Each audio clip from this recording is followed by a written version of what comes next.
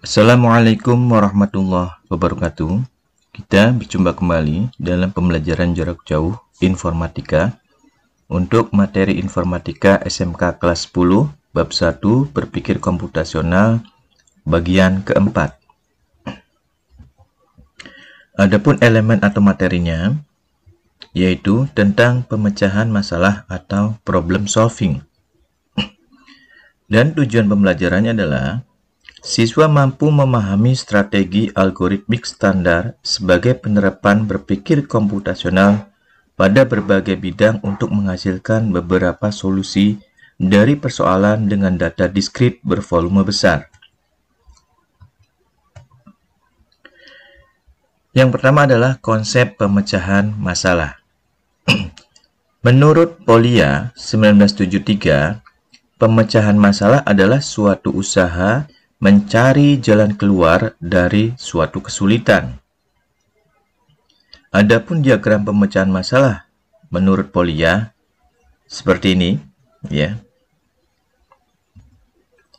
Dan tahapan pemecahan masalah menurut Polya yang pertama adalah understand the problem atau memahami masalah. Yang kedua, devise a plan atau merencanakan solusi. Yang ketiga, carry out the plan, yaitu melaksanakan rencana.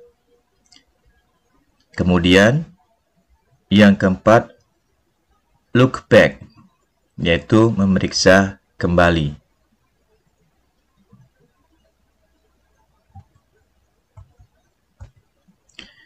Menurut diagram Polya, pemecahan masalah dijabarkan sebagai berikut. Yang pertama, memahami masalah atau problem understanding. Artinya dalam memecahkan masalah adalah dengan memahami masalah. Siswa perlu mengidentifikasi apa yang mereka ketahui, apa yang ada, ukurannya, hubungan, dan nilainya, dan apa yang mereka cari. Yang kedua, membuat rencana atau devise a plan. Siswa perlu mengidentifikasi operasi yang terlibat dan strategi yang terlibat diperlukan untuk memecahkan masalah yang diberikan. Yang pertama, seperti menebak. Yang kedua, mengembangkan model. Yang ketiga, membuat sketsa diagram. Yang keempat, menyederhanakan masalah. Yang kelima, mengenali pola. Yang keenam, membuat tabel. Yang ketujuh, bereksperimen dan mensimulasikan. Yang kedelapan, bekerja mundur. Kesembilan, menguji semua kemungkinan. Yang kesepuluh, mengidentifikasi subtujuan. Yang ke-11, menetapkan analogi. Dan yang ke-12, mengklasifikasikan data atau informasi.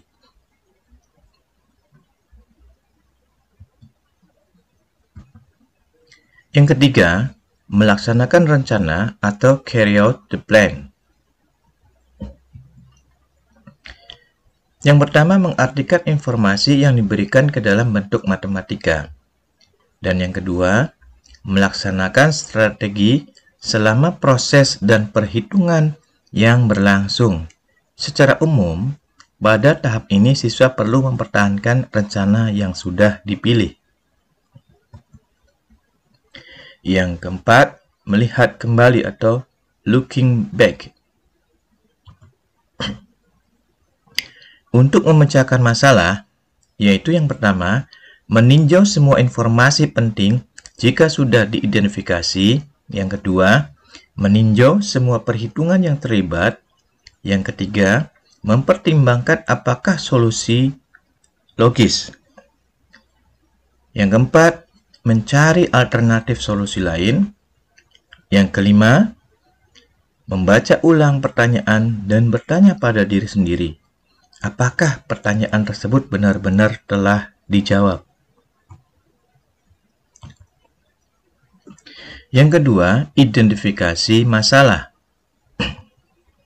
Menurut E. Richard Carlson, pengertian masalah adalah kesempatan untuk dapat melatih diri sehingga hati menjadi lebih terbuka.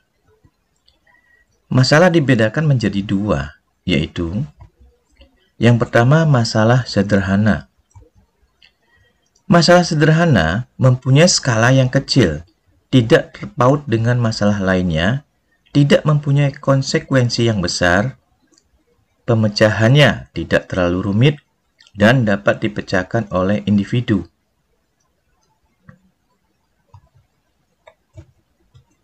Yang kedua, masalah kompleks. Masalah rumit maupun juga kompleks mempunyai cakupan skala yang lebih besar dibanding masalah sederhana. Dapat terkait dengan berbagai masalah yang lainnya, mempunyai konsekuensi yang sangat besar, dan juga penyelesaiannya membutuhkan kerjasama, kelompok, serta analisis yang sangat mendalam. Kenapa masalah timbul? Masalah timbul akibat kesalahan yang kita lakukan. Masalah bisa fatal atau biasa tergantung seberapa besar kita berbuat kesalahan. Bagaimana cara menyelesaikan masalah? Yang pertama, menyadari masalah. Artinya, seseorang harus sadar bahwa ia sedang dihadapkan pada suatu masalah yang membutuhkan sebuah solusi. Yang kedua, memahami masalah. Artinya, diperlukan informasi yang banyak untuk memahami masalah secara utuh, dan yang paling penting adalah fokus pada masalah yang dihadapi. Yang ketiga, ketahui penyebab masalah. Masalah terjadi karena ada penyebabnya. Oleh karena itu, diperlukan perhatian khusus pada penyebab yang memicu terjadinya masalah agar semuanya cepat selesai. Yang keempat, sederhanakan masalah. Putus asa merupakan salah satu penyebab masalah tak kunjung selesai. Oleh sebab itu, sederhanakanlah masalah agar solusi segera didapat. Yang kelima, fokus pada solusi. Sangat tidak baik karena menyesali dan meratapi tidak akan menyelesaikan masalah. Oleh sebab itu, mulailah fokus pada tindakan pemecahan masalah agar solusi segera terwujud. Dengan begitu, masalah dapat diselesaikan dengan baik dan cepat. Yang keenam, kenali penyelesaian masalah. Untuk menyelesaikan masalah, buatlah daftar atau tabel untuk mengelompokkan kemungkinan solusi yang dapat dipakai menyelesaikan masalah. Yang ketujuh, temukan strategi penyelesaiannya.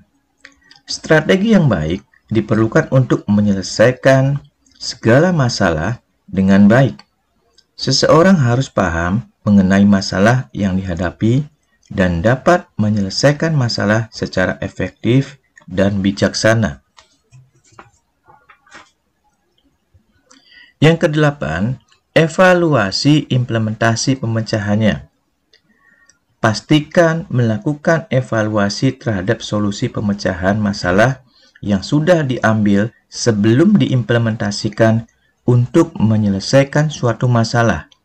Hal ini perlu dilakukan untuk memastikan bahwa tindakan yang diambil benar-benar merupakan keputusan yang tepat. Yang kesembilan, jangan mengeluh berlebihan. Kebiasaan mengeluh tidak akan menyelesaikan masalah. Ubahlah kebiasaan ini menjadi tindakan nyata yang menciptakan solusi. Yang ke-10, segera ambil tindakan. Tindakan nyata dalam menyelesaikan masalah mutlak dilakukan karena pemahaman pada masalah, fokus dalam mencari masalah, kepandaian dalam menyusun strategi tidak akan membuahkan hasil jika tidak segera bertindak menyelesaikan masalah.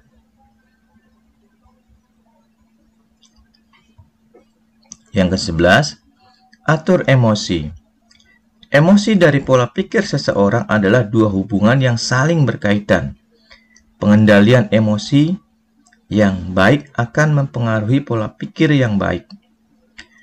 Oleh sebab itu, apabila seseorang tidak mampu mengendalikan emosinya, maka ia tidak akan dapat berpikir jernih sehingga setiap masalah yang dihadapinya sulit terselesaikan. Yang ke-12, berpikir logis. Berpikir secara logis dan rasional dapat mempengaruhi pola pikir seseorang. Oleh sebab itu, wajib bagi seseorang untuk dapat berpikir secara logis dan positif agar masalah yang dihadapinya dapat diselesaikan dengan baik. Yang ke-13, bersikap proporsional. Dalam menyelesaikan masalah harus dalam kondisi tenang dan santai agar permasalahan dapat diselesaikan dengan baik. Perasaan marah, stres, atau sedih tidak akan menyelesaikan masalah, justru membuat masalah menjadi lebih rumit. Contoh masalah. Sudah 3 hari Budi tidak masuk sekolah karena harus menunggu ibunya di rumah sakit. Selain bingung, Budi juga tidak ingin ketinggalan pelajaran di sekolah.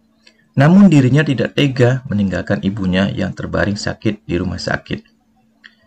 Contoh yang kedua, Bambang tidak bisa konsentrasi belajar. Tetangganya menyelenggarakan pesta hajatan selama 3 hari berturut-turut, sehingga suasana di tempat tinggal Bambang menjadi hingar-bingar. Dari contoh di atas, kesimpulan yang menandakan masalah yakni, yang pertama, Budi menghadapi ibunya yang sakit dan ketinggalan pelajaran di sekolah. Yang kedua, Bambang kesulitan untuk konsentrasi belajar. Tugas mandiri. Link tugas mandiri akan diberikan setelah memahami materi ini. Selamat belajar. Terima kasih. Wassalamualaikum warahmatullahi wabarakatuh.